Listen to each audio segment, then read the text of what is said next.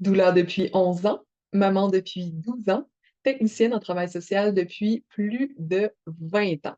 Je suis Andréane Loubier, accompagnante à la naissance, et bienvenue dans mon univers où tous les sujets reliés à la maternité seront abordés au fil des semaines, de la grossesse aux premières années de vie, en passant par les défis et émotions des mamans et futures mamans. Maman vivante, c'est bien plus qu'un simple podcast. C'est une invitation à vivre pleinement chaque instant de ton parcours de maman et de femme, les doux comme les intenses, ceux qui font pleurer et ceux qui font rire, ceux qui épuisent comme ceux qui énergisent. Parce que ton rôle de mère est celui qui prend la plus grande place, te sentir vivante comme maman, c'est te sentir vivante dans ta vie. Bienvenue dans ce 29e épisode qui en est un tout spécial. Après une petite pause de podcast, je recommence en force en enregistrant cet épisode-ci en direct avec des mamans qui font partie de mon groupe Facebook Maman Vivante. Et ben, on aborde le fait d'avoir un nouveau-né ou un bébé dans le temps des fêtes. Alors, je vous invite à vous installer confortablement et à écouter ce qui suit. À bientôt!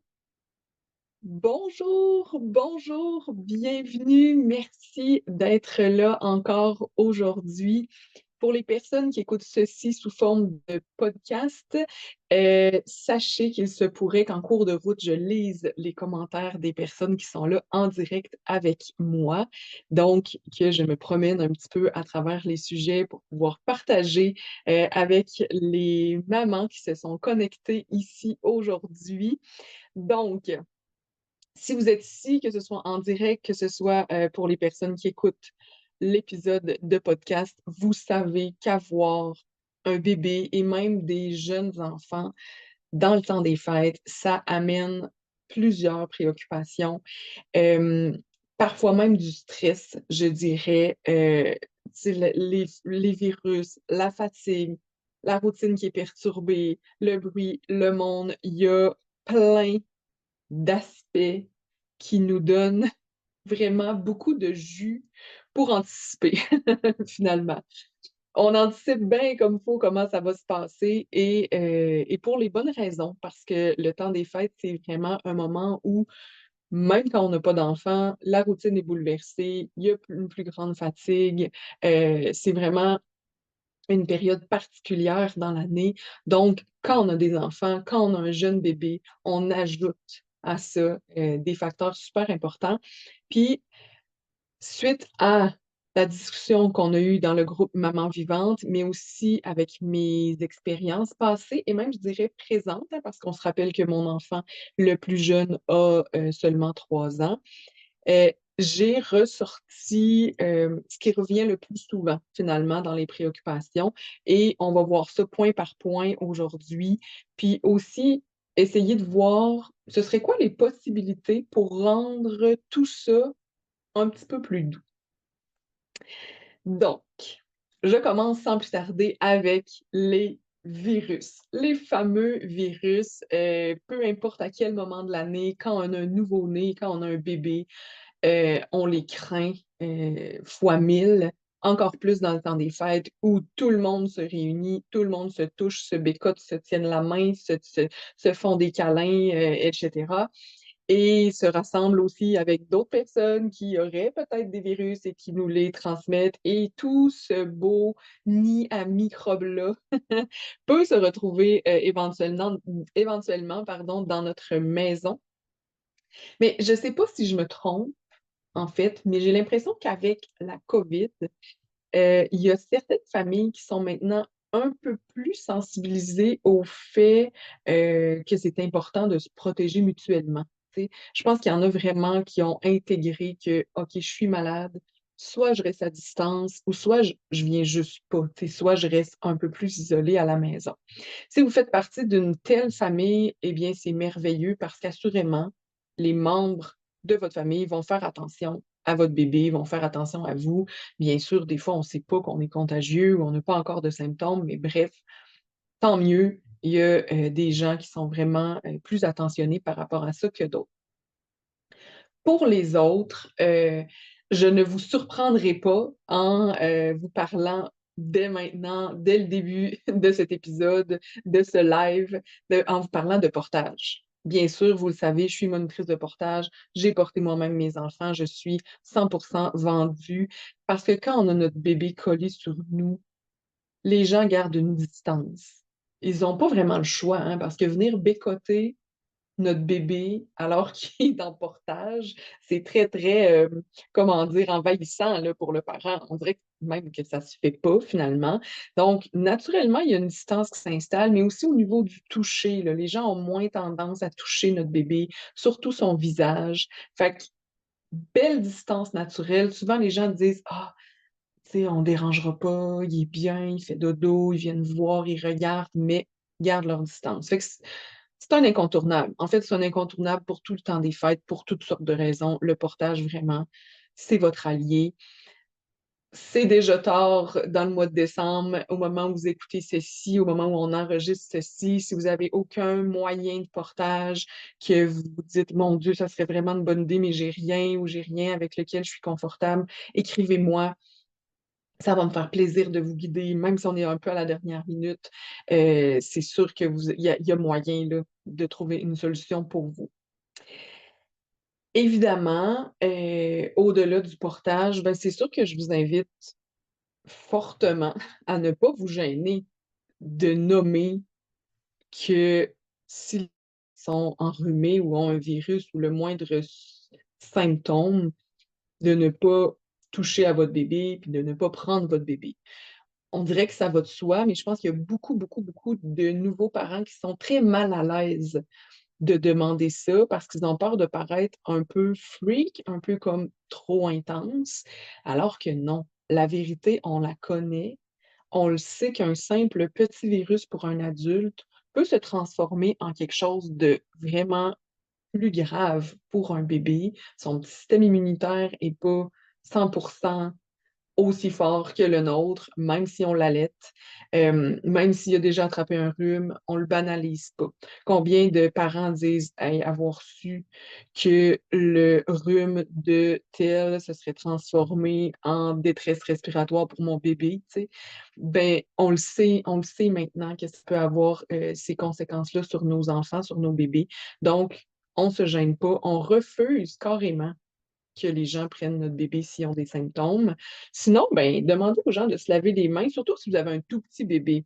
C'est sûr qu'à partir d'un certain âge, tu sais, c'est des bébés qui se promènent partout, qui touchent à tout eux-mêmes. C'est peut-être un peu différent qu'un tout petit bébé. Je pense que c'est sain de demander de laver les mains, de ne pas toucher au visage, de ne pas bécoter dans le visage aussi. C'est correct de mettre ces limites-là, les mamans. Je vais le redire, c'est correct de mettre ces limites-là, même si vous avez l'air un peu intense. Je pense que tous les parents s'y replongent à l'intérieur d'eux au moment où leurs enfants étaient malades. Tout le monde va comprendre pourquoi on veut garder une distance, bien évidemment. Je pense que là, c'est vraiment une question d'affirmation de soi rendu là, puis je vais le dire de même, se foutre un peu de l'opinion et du jugement des autres. Ensuite, prochain point dont on entend vraiment beaucoup parler, c'est la routine de bébé qui va être chamboulée. La première chose que j'ai envie de dire, c'est oui, la routine va pas être toujours respectée.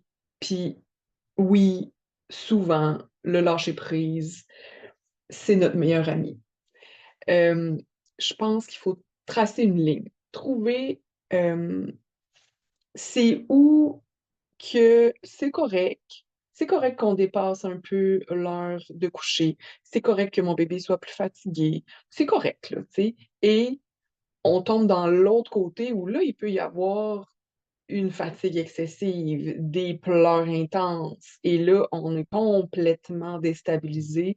Donc, elle est où la ligne et sont où nos souhaits aussi en tant que parents, qu'est-ce qu'on désire profondément et arriver à lâcher prise sur certaines choses, mais c'est correct aussi de faire des choix pour offrir quand même un minimum de ce que je vais appeler stabilité à notre bébé.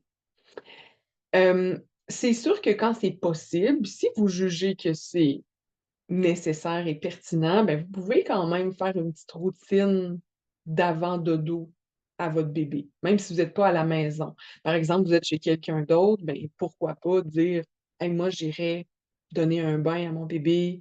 Tu sais, ça va le détendre, ça va le retirer aussi du bruit, là, tu sais, le retirer de toute la stimulation en même temps. Puis ensuite, on s'installe dans une petite pièce qui est plus paisible, ou en tout cas le plus paisible possible, pour le boire, pour le dodo. Vous emmenez un parc, peut-être un petit lit que votre bébé est habitué. Vous emmenez ses objets de réconfort aussi. Est-ce qu'il y a une suce? Est-ce qu'il y a une doudou? Bien sûr, tout ça. Pourquoi pas se faire un petit paquet là, tu sais, pour transporter avec nous ce qui fait du bien à notre bébé. Et vous emmenez votre moniteur, mesdames, et ben, dans le meilleur des mondes, vous allez peut-être réussir à profiter d'un petit moment de la soirée pendant que le bébé fait dodo dans une autre pièce et que vous êtes dans la fête avec votre moniteur jamais trop loin. Sait-on jamais? Bien sûr que si vous avez un petit bébé qui dort difficilement tout seul, qui n'est pas habitué à ça, tout simplement, ben, peut-être que, encore une fois, là, les dodos en portage vont être vraiment une bonne idée. Mais si vous êtes capable d'avoir ce petit moment-là, tout en ayant créé une petite routine à votre bébé, je me dis pourquoi pas. Parfois, je le sais, par contre, c'est zéro baby-friendly à l'endroit où on va. Genre, la soirée commence à 21 heures. C'est dans une grande salle ouverte avec une petite toilette qui n'a pas vraiment d'espace, puis aucun endroit calme pour se retirer un peu. Là, je vous l'accorde, c'est tout un défi. Puis c'est là que le lâcher-prise sur la routine doit être excessivement fort, excessivement puissant. Euh, Encore une fois, porte-bébé est une bonne idée, mais il y a des parents qui vont entrer leur poussette à l'intérieur pour essayer que bébé dorme dedans, pour s'il y a assez d'espace se promener un petit peu, tourner en rond un petit peu en poussette. D'autres vont même amener tu sais, des coquilles là, qu'on met sur les oreilles pour couper le son. Je me dis pourquoi pas? Pourquoi pas créer une petite bulle à votre bébé? Je me dis, ça peut peut-être fonctionner pour certains bébés. Puis tu sais, il y en a d'autres qui vont juste faire comme, ah, regarde, c'est juste une soirée, on va y aller, on va voir comment ça va se passer. Puis on va s'en aller quand on va juger que enough is enough, là. Tu sais, c'est comme, c'est assez, et nous les parents, et ou le bébé, on peut plus, là, tu sais, on peut plus en prendre. Puis, il y a quelqu'un dans le groupe aussi qui avait parlé de dire, ben, tu sais, nous autres, on s'en va comme 4 5 jours à l'extérieur chez la belle famille. Fait que la routine, tu sais, il y a une crainte là, de dire, c'est sûr qu'elle va être perturbée, puis tu sais, pas juste pendant une soirée, mettons. Euh, là, on dirait que ce qui me vient, puis dans le fond, c'est oui, si vous passez 4 5 jours à l'extérieur, mais en tout temps, c'est le mot limite, là. C'est vraiment la ligne que je traçais tantôt, que je vous invitais à tracer. C'est comme, sont où mes limites? Puis, euh, ben, non seulement pour que votre bébé ait euh, des réels moments de repos, mais vous aussi, tu sais, c'est là que je veux en venir. C'est comme 4 5 jours pour votre bébé, c'est intense, mais 4 5 jours pour vous aussi, nouvelle mère, c'est aussi très, très intense. Et j'ajouterais surtout si vous allaitez. Bien sûr qu'il y a des défis quand on donne le biberon, et ça, vous me connaissez, vous le savez maintenant, là, je ne suis pas anti-rien là, dans la vie, mais avec l'allaitement, quand c'est exclusivement maman qui nourrit le bébé, bien sûr que le défi est augmenté à ce niveau-là. Donc, où sont vos limites? Parce que vous avez, vous aussi, besoin de repos et d'espace. Donc, peut-être vous assurer que l'endroit où vous allez ont prévu vraiment une pièce fermée pour vous, votre bébé. Peut-être que les années précédentes, vous dormiez dans le salon, mais est-ce que cette fois-ci, il pourrait y avoir une meilleure idée, tu sais, un compromis, un espace pour vous? Puis dès que vous le sentez, ben, vous vous retirez avec le bébé dans la chambre, puis tout le monde fait dodo ou vous vivez, vous prenez 1 heure ou 2 pour juste comme, ouh, tu sais, apaiser tout le monde, essayer de créer un semblant de routine. Il faut se rappeler que notre bébé, quand il est avec nous, qu'il est collé sur nous, qu'on le rassure, qu'on lui offre des moments de calme, déjà son petit système nerveux est plus apaisé que si on fait comme si c'était normal, naturel, puis qu'on on fait comme si, genre, moi j'ai eu un bébé, puis c'est pas ça qui va m'empêcher de vivre mon temps des fêtes normalement. Parce que ça se peut que et votre bébé et vous en subissiez les conséquences plus tard. Donc, on s'offre des moments, on considère le fait que ça va être différent et on c'est vous, dans le fond, qui connaissez votre bébé. Vous êtes la maman, vous prenez les décisions. Puis oui, ça se peut que vous manquiez un après-midi de jeu de société, mettons, ou une soirée à la patinoire ou la fin d'un party. Mais je vous le garantis, vous regretterez jamais d'avoir écouté vos limites. Jamais, jamais, jamais. Vous allez regretter ça. C'est sûr que des fois, il y a des déceptions, dire ah, crime, tu sais, j'aurais aimé ça être là, j'aurais aimé ça pas manquer ça. Oui, je vous l'accorde. Mais entre une déception et des regrets d'avoir outrepassé les limites de tout le monde, je pense que le choix est quand même pas si difficile que ça. Encore une fois, c'est important d'avoir tous les petits objets de réconfort là, pour votre bébé. C'est sûr que ça peut grandement l'aider aussi. Euh, donc, que ce soit pour une soirée ou que ce soit pour plusieurs jours, euh, c'est important de penser à comment je peux rassurer mon bébé là-dedans, comment je peux le sécuriser, puis amoindrir un peu l'impact là, de tous ces changements-là. Et ça m'amène à vous parler de la fatigue, du sommeil perturbé, du manque d'énergie. C'est revenu, ça, dans mes discussions avec des futures, pas des futures, mais des nouvelles mamans. Puis aussi dans le groupe, il me semble, quelqu'un qui a écrit, mais j'ai peur, tu sais, de ne pas avoir assez d'énergie pour en profiter, tu sais, pleinement. Euh, Puis là, je vais dire une chose qui fait pas souvent l'unanimité, mais c'est correct de dire non à certaines invitations, de manquer une soirée, de choisir de rester à la maison.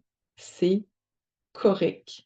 Ce sera pas comme ça toutes les années. C'est peut-être comme ça cette année. Surtout si vous avez un bébé tout petit, tout petit, tout petit, ou ou que vous avez un bébé qui a un sommeil excessivement difficile, donc vous avez vous-même une grande fatigue d'accumuler, c'est correct de se donner cet espace-là pour que cette année, ça soit différent. Le temps des fêtes, c'est 2 semaines, là, puis dans certaines familles, c'est 2 semaines tellement, tellement intenses. Puis c'est faux de croire qu'avec un bébé, ça va rien changer. Tu sais, comme je disais tantôt, ah, tu sais, go with the flow, il va juste s'adapter. 2 semaines de bébé fatigué, plus 2 semaines de parents fatigués, c'est sûr que ça peut devenir un temps des fêtes ben, qui est épuisant, puis qui n'est pas si le fun, finalement, que ça. Fait que selon moi, faire des choix en respectant nos besoins et nos limites, c'est une excellente décision. Puis choisir, tu sais, qu'est-ce qui me tient vraiment à cœur là-dedans. Euh, Puis le reste, ben, on reporte. On reporte à l'année prochaine ou on reporte à plus tard. Euh, mais oui, faire des choix, puis peut-être que l'endroit où c'est vraiment intense dans la grande salle ouverte avec plein de monde puis plein de bruit, c'est cet endroit-là que vous allez choisir de ne pas aller cette journée-là. Et pourquoi pas? J'en profite en fait pour vous parler d'une situation personnelle. Le réveillon du 24 se passe d'un côté de ma famille élargie. Bonjour à vous si vous écoutez. Et il y a quelques années, justement, le party de famille qui était dans une maison est devenu un party de famille qui est dans une salle. Il y a beaucoup il y a beaucoup d'enfants, de petits-enfants, ça bouge, il y a du monde, ça devient difficile là, de recevoir dans une maison. Et, euh, et voilà. Donc, moi, je suis une personne qui est assez quand même, je dirais, hypersensible, facilement surstimulée et arriver justement, je l'ai donné en fait l'exemple de tout à l'heure, là, c'était le mien, tu sais, d'arriver là à 9 heures le soir avec mes enfants qui sont déjà comme épuisés. Pour moi, ça fait pas de sens. Je sais que je ne vais pas profiter parce que mes enfants vont être fatigués dès leur arrivée, donc seront plus sur moi, après moi, vont me demander ce qui est normal, sain et naturel, mais je ne pourrais pas nécessairement profiter de la soirée. Et là, j'additionne à ça tout le bruit et tout ça. Pour moi, c'est trop. C'est définitivement trop. Et ça sera plus trop quand mes enfants vont être plus vieux. Je vais être 100% capable de gérer ma surstimulation à moi, là. Il n'y a aucun problème. Mais là, surtout pour le dernier, je pense que ça va être encore cette année un peu trop intense. Donc, qu'est-ce qu'on a choisi de faire? En fait, c'est durant la COVID, on avait choisi le 24 au soir de faire quelque chose de différent, étant donné qu'on était en isolement à la maison. Et ce qu'on avait fait, c'est un petit souper entre nous, un souper spécial. Et ensuite, on avait mis tous nos matelas de lit dans le salon pour faire dodo dans le salon, tout le monde ensemble, avec le sapin de Noël allumé. On écoute un petit film de Noël dans nos lits. On se couche quand même assez tôt et tout le monde fait dodo dans le salon. Ça, c'est le grand bonheur de mes enfants, je peux vous le dire. Ils en parlent à l'année. C'est pas compliqué. Ils en parlent à l'année de la fois où on a dormi dans le salon et ils s'en souviennent d'une année à l'autre. Et le matin, le 25, ben, on ouvre nos cadeaux, dans notre salon, dans nos lits. On profite, on passe du bon temps, on met de la musique de Noël. C'est vraiment, vraiment, vraiment une espèce de nouvelle tradition qu'on a créée juste pour notre famille et qu'on a choisi de poursuivre malgré le fait que, ben, on n'est plus en isolement puis qu'on pourrait aller au fameux réveillon du 24 qui commence super tard puis qui est dans une grande salle. Ben, pour nous, ça résonne beaucoup plus fort de manquer cette soirée-là, même si on voit pas des gens qu'on aime puis qu'on aimerait vraiment ça, passer notre soirée avec eux et tout. Ben, pour ma famille au complet, pour vrai, c'est un grand bonheur de rester à la maison cette soirée-là. On ferait probablement pas ça tout le long de notre temps des fêtes, bien sûr, mais là, précisément, c'est parfait pour nous. Puis je vous le dis, que ce soit mon enfant de 3 ans, mon enfant de 5 ans ou celui de 12 ans, ils ont les trois aussi hâte les uns que les autres à cette soirée-là. Donc, c'est vraiment, vraiment précieux.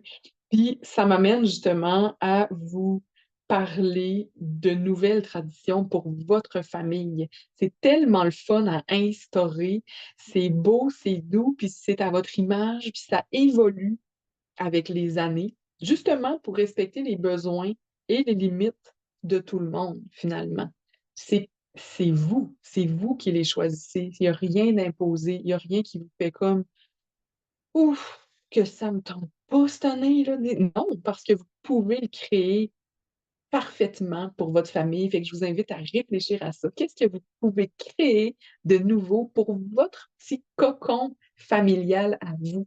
On a tendance hein, à vouloir c'est poursuivre les traditions de génération en génération, mais oui, ça se peut qu'il y ait un moment donné où, oups, il y a une petite coupure, ou il y a un petit changement qui se fait, et ça va être célébré d'une autre façon avec notre famille élargie, par exemple, mais de notre nouvelle façon avec notre famille rapprochée. Bref, je m'emporte parce que pour moi, c'est vraiment un grand bonheur, cette nouvelle tradition-là. Puis je vous souhaite de trouver quelque chose qui va être à votre couleur, qui va vous satisfaire, puis ben, qui va être agréable pour tout le monde. C'est surtout ça le but. Puis ça fait aussi, nous, personnellement, que ben, le 24 décembre au soir, on se couche pas trop tard. Puis le 25, on est super en forme pour la suite, pour les prochains parties de famille et tout ça. Donc, voilà, petit partage personnel de mon expérience de mère de 3 enfants. Donc, Prochain point, c'est la surstimulation. Premièrement, de bébé. Éventuellement, dans quelques minutes, je parlerai de celle de maman également.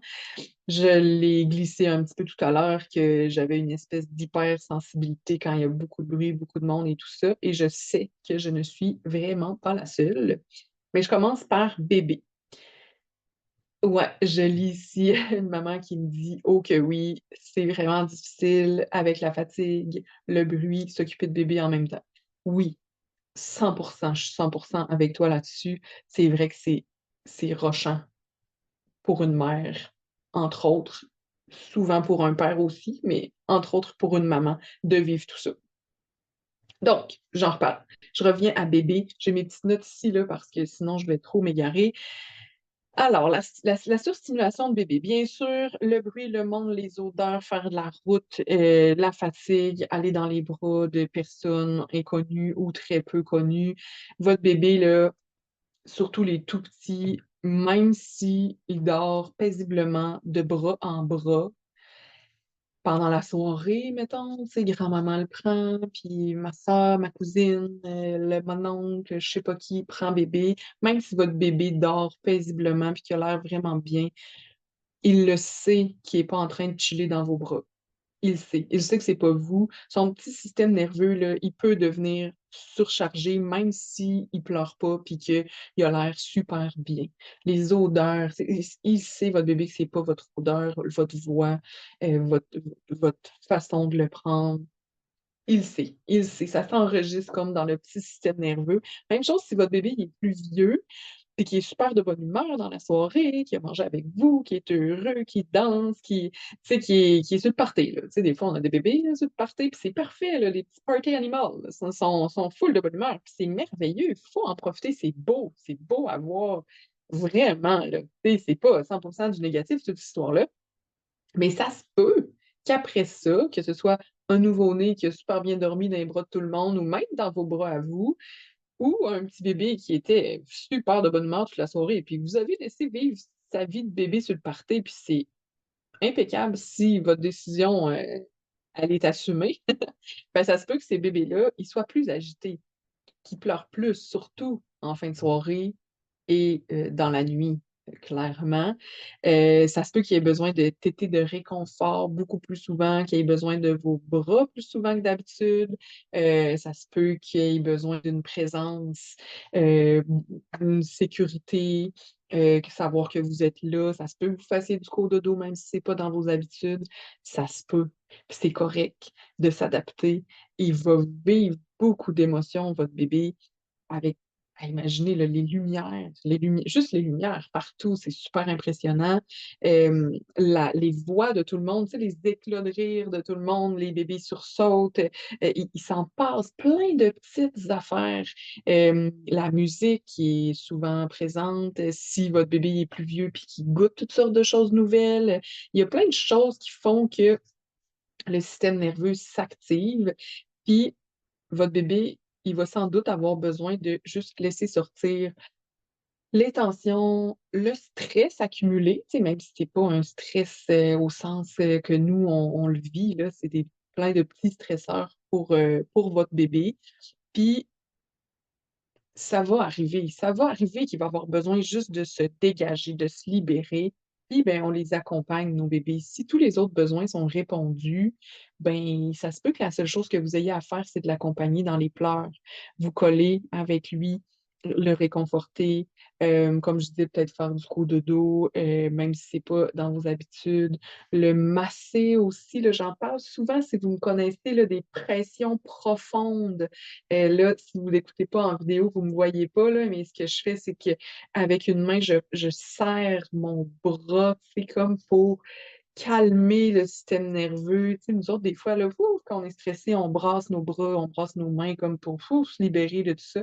Nos bébés, là, on peut venir, nos enfants aussi plus vieux, faire des pressions profondes sur tout le corps, comme juste pour dégager les tensions. Vous pouvez faire du pot à pot beaucoup, beaucoup aussi si votre bébé est tout petit puis qui accepte encore le pot à pot. Hem, super, super important de l'accompagner là-dedans sans paniquer, juste en vous rappelant qu'il est en train tout simplement de décharger le trop-plein. Nous, qu'est-ce qu'on fait pour décharger le trop-plein? C'est discuter de notre soirée, parler de comment c'était intense, parler de tel mononcle qui parlait tellement fort, et des fois faire juste comme Ah, mon Dieu, quand on s'assoit dans notre salon en arrivant, puis on fait Ouf, les oreilles me cillent, tu sais. Ben, nos bébés aussi ils ont ça, mais ils sont pas capables de le nommer, fait que il y a des bonnes chances que ça sorte en pleurs ou en grand besoin de contact physique, de réconfort, des siestes contact. Euh, on accueille ça tout simplement. Puis, bien évidemment, je reparle à nouveau du portage. Portage, portage, portage. On le sait que ça apaise le système nerveux du nouveau-né, du bébé. On sait que ça augmente le sentiment de confiance aussi, de sentiment de sécurité également. Donc, c'est sûr que si vous faites beaucoup de portage à travers ça, vous allez être gagnante, assurément. Je t'annonce avec ça, hein, mais je le répéterai jamais assez que c'est un incontournable. Et il y a des chances aussi que votre bébé demande des tétées de réconfort si vous allaitez. La tétée, ça ne sert pas juste, vous le savez, ça ne sert pas juste à nourrir physiquement notre bébé, hein, ça sert aussi à répondre à justement ses besoins de présence, de sécurité, de réconfort. Puis quand il y a le système nerveux vraiment surchargé, ça se pourrait que, ben, c'est ça, il demande de téter un peu plus souvent. Ce que je suggère dans ce temps-là, c'est de le faire boire en pot à pot, dans un endroit vraiment euh, calme. On rajoute beaucoup de douceur à ça et d'enveloppement aussi, là. Tu sais, on enveloppe, on est comme vraiment dans le taking care extrême. C'est la même chose si vous donnez un biberon, hein. Vous pouvez, et c'est les mêmes besoins que votre bébé qui a, là. Fait que vous pouvez donner le biberon en pot à pot, vraiment, même chose, dans un endroit tranquille, prendre vraiment le temps pour juste comme un petit cool down de système nerveux. Ça me fait penser de vous dire que, attendez un petit peu, ah oui, c'est quand notre bébé est très agité et qu'il pleure plus, on a souvent tendance à faire beaucoup de mouvements pour l'apaiser, tu sais, de haut en bas sur un ballon, se bercer avec beaucoup de vigueur, tapoter les fesses, faire du bruit, lui parler, chut, chut, chut, oui, oui, tu sais, puis de le toucher. Puis pour certains bébés, le mouvement va super bien fonctionner, pour d'autres, non. Puis pour certains bébés, tout ça mis ensemble, ça va être surstimulant. On va juste comme continuer à le stimuler encore plus par toutes nos tentatives, tu sais. Donc, vaut mieux être dans le calme, nous aussi, tu sais, aller assombrir une pièce, tu sais, baisser la lumière, euh, le plus possible dans le silence ou avec un petit fond de bruit blanc ou de petite musique douce. Puis nous, être dans des mouvements lents aussi pour puis même vous, vous pouvez respirer doucement, calmer votre propre système nerveux pour aider votre bébé à calmer le sien. Parce que quand notre bébé est super agité, notre système nerveux aussi s'emporte, là, bien sûr. On est comme, mon Dieu, il va s'arrêter pour petit, tu sais.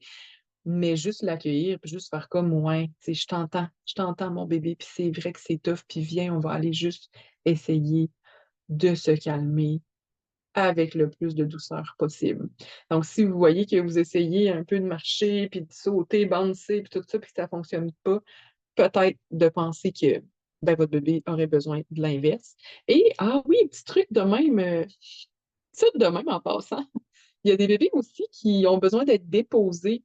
Je me souviens, j'étais toute jeune, ma soeur avait eu son deuxième bébé, puis il était super agité, mon neveu, il pleurait beaucoup, puis il était tard, on faisait le sapin de Noël, puis euh, on essayait comme à tour de rôle de l'apaiser pour qu'il s'endorme, puis il n'y avait comme rien qui marchait. Puis à un moment donné, ma soeur, elle a juste comme déposé là, sur le divan, tout près de nous, là, puis il s'est endormi là, sur le divan. Il a dormi tout le reste de la soirée, puis on était comme, ah ben tiens, voilà, il y avait besoin d'espace. Fait que ça se peut aussi que nos enfants, nos bébés, il y en ait assez, là, tu sais, puis que quand on les dépose, ça les apaise. Tout ça est à essayer, mais ce qui est clair, le mot d'ordre, c'est on calme le système nerveux de tout le monde. Et je disais au début, quand je commençais à parler de la surstimulation, qu'il y avait aussi la surstimulation de maman, comme on parlait avec la maman qui est là. Euh, Ben, c'est la même chose que pour les bébés, hein, le bruit, le monde, etc. On enlève se promener d'une paire de bras à l'autre, bien sûr, mais on ajoute l'allaitement à travers ça, si vous allaitez exclusivement. On ajoute de répondre aux besoins de mon bébé malgré le fait que moi aussi je suis fatiguée. On ajoute aussi ben, gérer les autres enfants si vous en avez d'autres. Puis on ajoute de tout planifier, faire les sacs, penser à tout ce qu'on a besoin, comment ça va se passer et tout ça. Et je vous souhaite profondément que ceci soit partagé avec le deuxième parent s'il y en a un, ou avec une personne proche de vous, si vous êtes une maman solo, que ce soit juste au niveau de s'occuper des autres enfants et de planifier et prévoir tout. Idéalement, on ferait ça à deux, hein, on fait une grande liste, puis on se sépare ça ensemble. Pardon, on sépare ça ensemble. Mais j'ajouterais aussi que des fois, ce qui devient frustrant, c'est que j'ai envie de profiter du moment, vivre Noël, tu sais, mais là, il faut que je m'occupe de mon bébé. Fait qu'il y a comme une espèce de tiraillement de Colin, tu sais, c'est plate, je voudrais en profiter, mais je peux pas. Euh, Puis ça, des fois, ça peut être difficile sur le moral. Définitivement difficile sur le moral. Fait que, tu sais, si vous sentez tout ça, là, tout ça, premièrement, vous aussi, vous avez besoin de mettre vos limites, puis ça se peut que vous ayez besoin d'espace. Ça se peut aussi que vous ayez besoin de faire des choix, d'adapter, de décider de oui ou non aller à tel endroit, mais pas juste pour votre bébé, pour vous aussi. Ça se peut que ce soit des décisions que vous preniez pour vous, vous en tant que jeune maman, nouvelle maman ou maman de deux, trois enfants qui est déjà quand même assez fatiguée. Puis savez-vous quoi? C'est correct. C'est tellement correct, c'est tellement sain. Je trouve ça magnifique, moi, quelqu'un qui est capable de dire Hey, écoute, sais-tu, je suis brûlée. Je suis brûlée, j'y arrive pas, c'est comme trop, fait que je vais m'en aller ou, tu sais, j'irai vous voir demain, je pense, dans la journée, tu sais, à la place d'aller vivre. Je pense pas, tu sais, que je vais pouvoir en profiter comme j'aimerais. Fait que j'aime mieux rester chez moi, tu sais. Ou y aller moins longtemps. C'est pas obligé d'être aussi drastique que pas y aller. Ça peut être y aller moins longtemps. Mais je vous file à 100 000 à l'heure quand vous me dites, hey, c'est intense pour nous aussi, tu sais, pas juste pour notre bébé. Vraiment. Puis, parenthèse sur l'allaitement, c'est sûr que si vous êtes confortable, il n'y a évidemment aucun problème à allaiter en plein souper de famille, là, pas de trouble. Mais si c'est dans les premières semaines, premiers mois, des fois, la mise au sein n'est pas si évidente que ça, là, définitivement. Puis, des fois, c'est mouvementé, là, la tétée, c'est pas si facile. Donc, ben, je vous invite bien sûr à prendre le temps de choisir un endroit calme là, pour allaiter, de vous retirer dans une autre pièce. Aussi, si vous avez un bébé plus vieux, là, parce que les bébés plus vieux sont super curieux, fait que, tu sais, pour que son attention soit dirigée vers vous et non pas vers tout ça. Je sais pas si, si vous voyez ce que je veux dire, avec les bébés plus vieux qui se mettent à se décrocher au moindre petit bruit pour regarder, tu sais, ils sont en train de boire, puis là, ils se décrochent, puis ils tirent, puis ils regardent ailleurs. Je vois des mamans rire, vous savez exactement de quoi je parle. Donc, ne serait-ce que pour avoir un endroit calme pour comme, que votre bébé boive, là, tu sais, fin, mais aussi pour que vous soyez à l'aise, vous, surtout les nouvelles mamans, ben, d'avoir le sein complètement sorti, puis de vous réajuster si c'est nécessaire, puis de vous installer pour être à l'aise, 100% à l'aise. Euh, voilà, super important par rapport à ça. Puis, si vous faites un allaitement mixte, ben, tu sais, pourquoi pas en profiter pour donner un biberon là, dans cette soirée-là. J'imagine que vous y avez déjà pensé, mais ça pourrait être une alternative intéressante pour les personnes, les familles qui font déjà l'allaitement mixte. Donc, je l'ai dit, c'est pour maman aussi des fois qu'on change les traditions temporairement, qu'on refuse des invitations, qu'on décide de partir plus tôt. Euh, Puis, je me dis, est-ce qu'il y aurait aussi des alternatives? Tu sais, quoi d'autre est possible? Je le sais, moi, que je suis une personne qui euh, facilement se sent surstimulée, tu sais, puis je le sais que mon bébé, si c'est trop n'importe quoi sa routine, ça va être l'enfer. C'est quoi les alternatives? Est-ce qu'il y a autre chose de possible? Est-ce que ça peut être un brunch, un dîner au lieu d'un souper? Un dîner, puis on déballe les cadeaux dans l'après-midi, au lieu d'être un souper, puis on déballe les cadeaux dans la soirée. Bien sûr que c'est pas pareil, mais peut ne pas être pareil et être aussi agréable. Est-ce que ça peut être dans un autre lieu, par exemple, ou quand c'est possible? Évidemment, là, il y en a probablement mille et une alternatives auxquelles on n'a pas pensé puis qu'on pourrait peut-être se permettre de réfléchir. Fait que quoi d'autre est possible? On l'aime bien, bien, cette question-là. Finalement, euh, je vous invite à choisir à qui vous parlez des différents défis là, que vous rencontrez dans la maternité. Mettons, par rapport au sommeil, surtout par rapport au sommeil, ou par rapport à votre allaitement, ou l'alimentation de votre bébé, ou si vous avez des enfants plus vieux, ben, de l'éducation de votre bébé ou de votre enfant. Choisissez à qui vous allez parler de ça. Vous savez comme moi que tous ne sont pas de bons conseils et tous n'ont pas les mêmes valeurs que nous.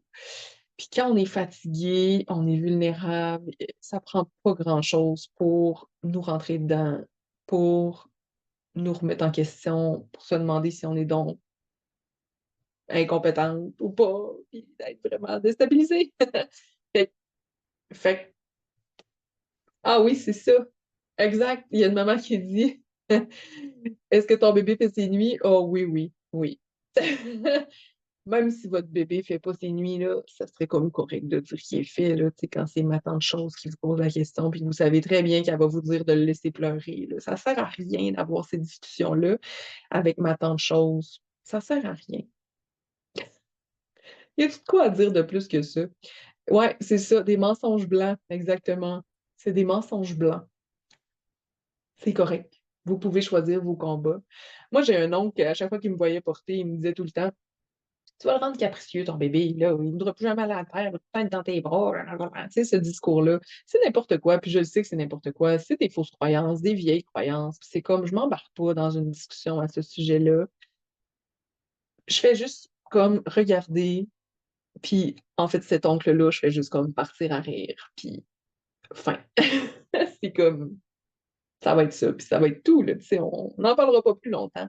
Puis c'est correct comme ça, de mettre nos limites encore une fois, puis de ne pas écouter tout le monde, euh, puis, puis oui, de faire des petits mensonges blancs, comme, comme le dit si bien la maman qui est ici. Euh, puis j'ai envie aussi, avant de terminer, j'ai deux, trois petites choses encore, mais j'ai envie aussi de vous dire que ça se pourrait que, oui, vous ayez l'impression de ne pas avoir profité du temps des fêtes comme avant, parce que c'est plus comme avant. C'est plus le temps des fêtes d'avant parce que c'est plus comme avant. Ça va changer, mais vous allez aussi découvrir autre chose, découvrir l'émerveillement dans les yeux de votre bébé, là, tu sais, de votre jeune enfant. Évidemment, si c'est pas un nouveau-né, là, vous allez être fier aussi de présenter votre bébé à votre famille, de vous faire dire comment il est tellement cute. Tu sais, il y a quelque chose de vraiment cool là-dedans. Vous allez avoir du plaisir aussi à regarder votre bébé déballer ses cadeaux ou déballer des cadeaux pour votre bébé s'il est trop petit. C'est, c'est ça, Noël, ça devient différent, ça a une autre saveur. Puis quand les enfants vont être grands, ben peut-être que les choses vont changer à nouveau, puis vous allez peut-être retrouver un peu la sensation d'avant de dire ah wow, tu sais, c'est vraiment la femme qui en a profité de ce party-là, ou tu sais, je n'étais pas juste dans mon rôle de mère. Mais oui, ça se peut que temporairement, vous soyez un petit peu plus comme à fond dans votre rôle de mère, dans toutes ces célébrations-là. Puis, n'hésitez pas hein, à partager au fur et à mesure vos besoins avec votre partenaire, avec vos proches qui peuvent vous donner un coup de main pour peut-être justement réussir à avoir des petits bouts où vous allez vraiment un peu plus décrocher puis profiter pleinement. Mais, mais je pense que c'est bien de se mettre en tête qu'il faut profiter différemment. C'est plus ce que c'était, ça va peut-être le redevenir, mais pour l'instant, c'est différent. Puis ça peut être beau et parfait aussi de cette façon-là. Et qui sait, vous allez peut-être découvrir que crime, vous aimez mieux ça quand c'est un peu plus mollo, Noël. C'est comme moi. Comme moi, j'ai découvert ça, puis ça vous fait bien mon affaire. Dernière chose, avant de terminer, C'est la petite voix qui est à l'intérieur de vous, cette voix-là qui vous chuchote, puis même que des fois, c'est une voix qui crie très fort, que vous n'avez pas envie d'y aller, là. C'est que vous êtes comme, oh mon Dieu, cette soirée-là, ça me tente pas. Ben, c'est ça, vos limites. C'est ça, là, qui se passe, là. Vos besoins, vos émotions crient, là, parce que vos besoins doivent être respectés, sont là, exactement là, vos limites. Puis ça se pourrait que par peur de déplaire, vous choisissiez quand même de ne pas écouter vos limites pour peut-être éviter de vous justifier, peut-être éviter d'entendre des commentaires désagréables. Vous allez peut-être choisir de faire comme si vos limites n'existaient pas. Mais si vous avez envie d'aller dans ce chemin-là, ce que j'ai envie de vous dire avant que vous preniez votre décision finale, c'est vous là-dedans. Vous, là. Qu'est-ce que vous voulez vraiment? Qu'est-ce qui vous ferait du bien à vous, pas à votre belle-mère, pas à votre mère, pas à votre ma tante chose, à vous. Qu'est-ce qui résonne à l'intérieur de vous? Qu'est-ce qui fait du sens pour vous pour cette année? On verra l'année prochaine, mais cette année, qu'est-ce qui vous ressemble? Puis, si vous outrepassez vos limites, est-ce que vous allez être vraiment heureuse là-dedans? Est-ce que ça va être vraiment un beau moment? J'en doute. J'en doute fort. Des fois, on peut être surprise, par contre. Oui, des fois, on peut être surprise de dire, ah, crème, tu sais, je l'avais anticipé, mais ça a bien été, c'était vraiment le fun. Oui, c'est vrai que ça peut arriver, 100%, 100% d'accord avec ça. Euh, donc, donc, il est où le compromis? Est-ce que c'est d'y aller, mais de quitter rapidement si finalement ça convient pas? Je pense que ça pourrait être un compromis intéressant. Mais je vous souhaite d'être capable de prendre soin de vous là-dedans tout en prenant soin de votre petite merveille, de votre belle famille, d'être capable d'être attentive aux besoins de votre bébé, mais aussi aux vôtres, pour rester vraiment connecté à qui vous êtes. Et ben, j'ai envie de dire, rester une maman vivante, même dans le temps des fêtes. Et c'est ainsi que je vais conclure ceci. Euh, Si vous avez des questions, des commentaires, les filles qui êtes là, allez-y, c'est le moment. Euh, j'ai envie de vous souhaiter un super temps des fêtes avec des belles traditions nouvelles que vous allez créer pour votre petit nid, avec des beaux moments de repos aussi, mais aussi avec plein de lumière dans les yeux.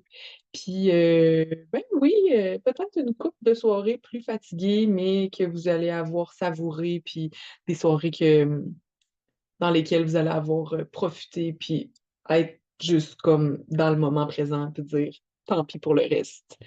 On verra demain, on sera fatigué demain, là c'est vraiment le fun, on en profite. Ben, je vous souhaite ça aussi. Hey, merci d'avoir été là, les mamans en direct. C'est un plaisir de vous avoir avec moi. Merci pour vos petits commentaires par-ci, par-là. Et ben, n'hésitez pas à m'écrire si vous avez besoin de soutien pour votre portage, entre autres. Puis pour les gens qui écoutent ceci un petit peu plus tard, vraiment dans le podcast, même chose pour vous. Écrivez-moi si vous avez besoin, puis n'hésitez pas à partager ceci sur vos réseaux sociaux pour que le plus de nouveaux parents possible l'écoutent. Et ben, on se dit à très bientôt pour le 30e épisode. Ciao tout le monde!